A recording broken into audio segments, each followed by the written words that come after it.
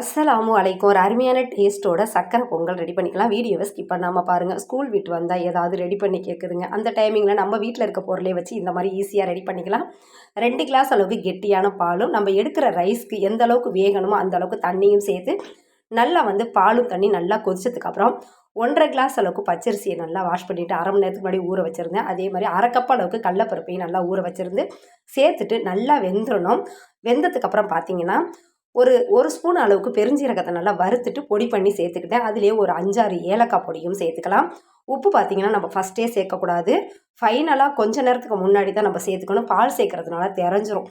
நல்லா வெந்ததுக்கப்புறம் நம்ம வெள்ளைப்பாவும் எந்த அளவுக்கு இனிப்பு வேணுமோ அதையும் சேர்த்துட்டு நல்லா ஒரு தேங்காவை துருவி எடுத்து வச்சுருந்தேன். அதையும் சேர்த்துட்டு நல்லா மிக்ஸ் பண்ணதுக்கப்புறம் தாராளமாக நெய்யும் சேர்த்து முந்திரி பருப்பு திராட்சையும் சேர்த்து தாளிப்பு கொடுத்தோம்னா ஒரு அருமையான டேஸ்ட்டில் இந்த சக்கரை பொங்கல் ரெடி ஆகிடும். இதே மாதிரியே வரக்கூடிய பொங்கலுக்கு ட்ரை பண்ணுங்கள். தேங்க்யூ ஃபார் வாட்சிங்.